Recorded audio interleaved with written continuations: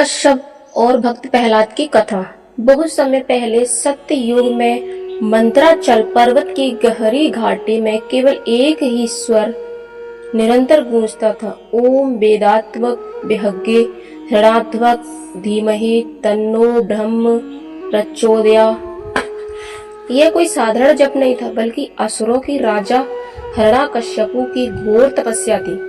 उसने सैकड़ों वर्षों तक भोजन, जल और आराम का त्याग करके केवल ब्रह्मदेव को प्रसन्न करने का संकल्प किया। देवताओं को यह देखकर भय हुआ। इंद्रदेव समेत सभी देवता ब्रह्मलोक पहुंचे और बोले, हे पितामह, यदि यह असुर वरदान पा गया तो समस्त देवगण और तीनों लोग संकट में पड़ जाएंगे। कृपा करके इसे साधारण सा वर देकर संतुष्ट कर दीजिए। ब्रह्मदेव मुस्कुराए और बोले, देवराज, तपस्या का फल हमेशा उसी के अनुसार मिलता है। मैं प्रकृति के नियम के विरुद्ध नहीं जा सकता। आखिरकार ब्रह्मदेव हिरण्यकश्यपु के सामने प्रकट हुए।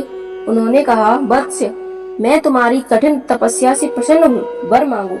हिरण्यकश्यप ने सीधा अमरत्व मांग लिया। ब्रह्मदेव ने समझाया, अमर होना और किसी को संभव नहीं, मृत्यु तो हर प्राणी का नियम है, कोई और वर मांगो। हिरण्यकश्यप ने सोचा और चालाकी से कहा, तो मुझे ऐसा वर दीजिए कि मुझे न कोई देव, न मानव, न पशु, न राक्षस मार सके। न दिन में मेरी मृत्यु हो, रात में, न अस्त्र से, न शस्त्र से, न धरती पर, न आकाश में, न घर के भीतर, न बाहर। ब्रह्मदेव ने यह वरदान दे दिया। अब हिरण्यकश्यपु को लगा कि वह अजय और अमर है। वह मंत्राचल से लौटकर अपने विशाल राज्य हिरण्यकश्यप वन पहुंचा और आदेश दिया कि कोई भी विष्णु की पूजा ना करे। उसका कारण था, भगवान विष्णु ने ही पहले उसके भाई हिरण्याक्ष का वध किया था।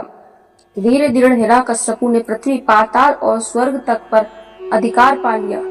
इंद्रासन पर बैठकर उसने स्वयं को तीनों लोकों का अधिपति मान लिया। देवता भय से छुप गए और ब्रह्मांड में उसका आतंक फैल गया। प्रहलाद का जन्म हुआ। समय बीता और हिरण्यकश्यपु की पत्नी कदादु ने एक दिव्य बालक को जन्म दिया।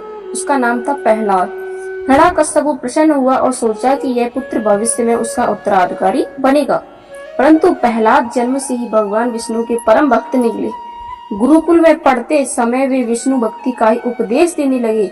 जब प्रहलाद ने अपने पिता के सामने कहा, पिताश्री, संपूर्ण सृष्टि का पालन करने वाला तो केवल भगवान विष्णु है, तो यह सुनते ही हिरण्यकश्यपु क्रोधित हो उठे। प्रहलाद का अत्याचार। हिरण्यकश्यपु ने प्रहलाद को अनेक बार मारने का प्रयास किया, अस्त्र से प्रहार करवाए, परंतु प्रहलाद सुरक्षित रहे। विषैले सर्प छोड़ दिए, पर सर्पों के दांत टूट गए। जहर मिला भोजन दिया, पर प्रहलाद विष्णु स्मरण करते हुए उसे खाकर भी स्वस्थ रहे।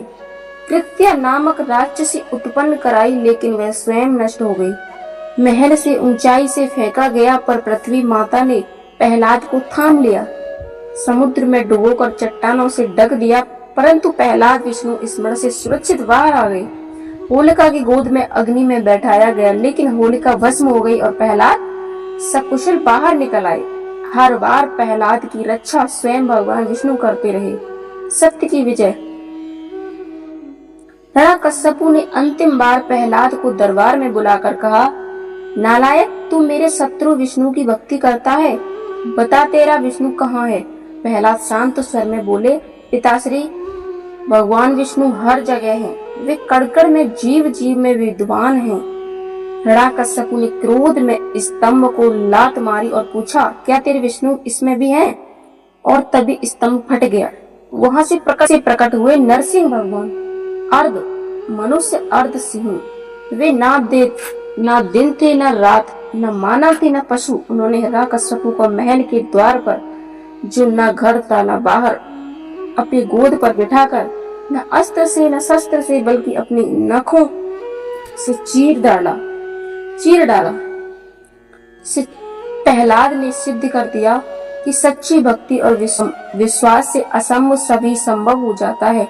प्रहलाद अहंकार चाहे कितना भी बड़ा क्यों ना हो, सत्य और धर्म के आगे उसका अंत निश्चित है। जो अपने ईश्वर को सबसे बड़ा मान लेता है उसका पतन अवश्य होता है। इस प्रकार भक्त प्रहलाद की भक्ति और नरसिंह भगवान के अवतार ने संसार को यह अमर संदेश दिया कि भक्ति और धर्म की विजय सदैव होती है और धर्म चाहे कितना भी शक्तिशाली क्यों न हो उसका अंत निश्चित